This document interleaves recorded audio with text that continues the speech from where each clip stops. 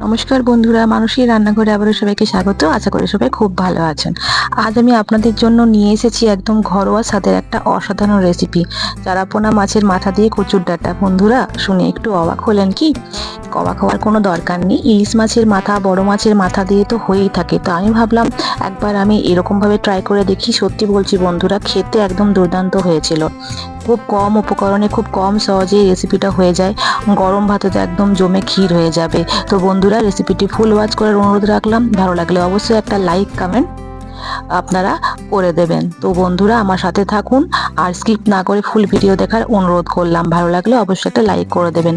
তো আমি রেসিপিটা শুরু করলাম। এখানে কচু ডাঁটা নিয়েছি, আমি কচু ডাঁটাগুলো কেটে নিয়েছি। কচু ডাঁটার মানে ডাঁটার থেকে যে আঁশ বেরোয় সেটা ছাড়িয়ে নিয়ে পরিষ্কার করে আমি এরকম করে ধুয়ে নিয়েছি। 2-3 বার জলে ভালোভাবে ধুয়ে পরে আবার আমি জলে এরকম করে ডুবিয়ে রেখেছিলাম।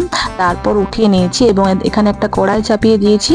এরপর কচু ডাঁটাগুলো আমি জল দিয়ে সেদ্ধ করে নেব। খুব জলদি সেদ্ধ হয়ে যাবে। অনেকে কুকারেও করে, কিন্তু কুকারে দিলে একটু বেশি গলে যায়, তাই একটু 5 মিনিটের মতন আমি ভাপিয়ে নেব। খুব একটা সেদ্ধ করবো না, কেন কি কষতেও একটু টাইম লাগবে, তখন আরও সেদ্ধ হয়ে যাবে। তো এখানে আমি 1 চামচের মতন হলুদ আর একটু 1 চামচের মতন নুন, মানে ছোট চামচের নুন দিয়ে ভালো করে আমি এটাকে সেদ্ধ করতে দেবো। এই বর্ষাকাল পড়ে গেছে মানে সবার বাড়িতে কচু ডাঁটা দিয়ে বিভিন্ন রেসিপি তৈরি হবে, আর খেতেও খুব সুন্দর লাগে। সবাই তো ইলিশ মাছ আর বড় মাছের মাথা দিয়ে করে, তো আমি ভাবলাম একবার আমি এরকম করে ট্রাই করি। তো আর খুব জলদি এটা হয়ে যায় বন্ধুরা, অবশ্যই এরকম করে ট্রাই করে দেখবেন। তো দেখুন, এখানে আমার 5 মিনিটের মধ্যে কচু ডাঁটাগুলো কি সুন্দর সেদ্ধ হয়ে গেছে।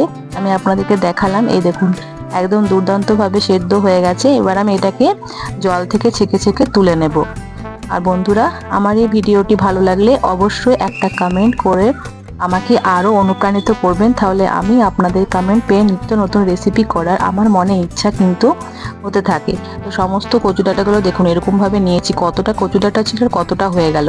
আর এই দেখুন, এখানে আমি নিয়ে নিয়েছি রুই মাছই ছিল এটা। রুই মাছের ছোট ছোট চারাপোনা যেগুলো হয়, সেগুলোর মাথাটা নিয়ে নিয়েছি। ভালোভাবে হলুদ নুন মাখিয়ে রেখে দিয়েছি। কড়াইয়ে তেল দিয়ে দিয়েছি। কড়াইয়ের তেল কিন্তু ধোঁয়াটা গরম করতে হবে, মাথাগুলো খোড়া খোড়া করে ভাজতে হবে।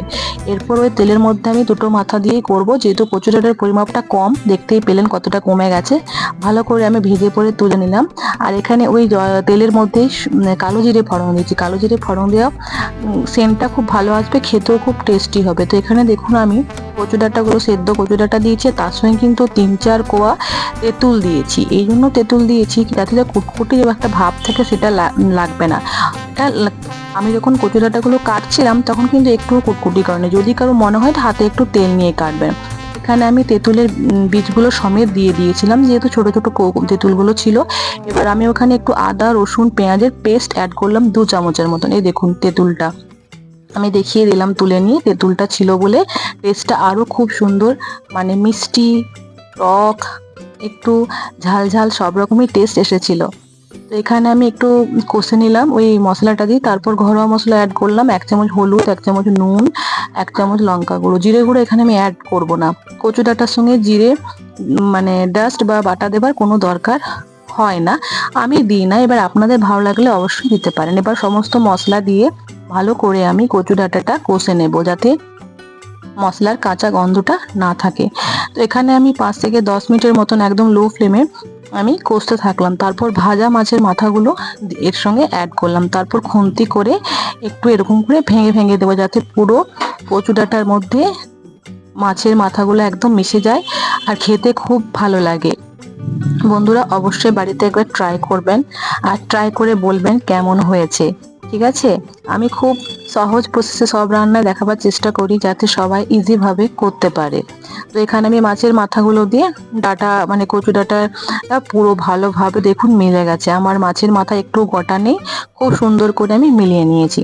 তো বন্ধুরা, ব্যাস আমার রেডি হয়ে গেল কচু ডাঁটা রেসিপি। ওপর থেকে একটু হালকা চিনি দিয়ে দিয়েছিলাম, আপনারা দিতেও পারেন, না হলে স্কিপ করতে পারেন। তো বন্ধুরা, ভালো থাকবেন, সুস্থ থাকবেন। আজকে আমার এই রেসিপিটা কমপ্লিট। আবার অন্য কোনো দিন অন্য কোনো রেসিপি নিয়ে আপনাদের সবার কাছে আমি হাজির হব।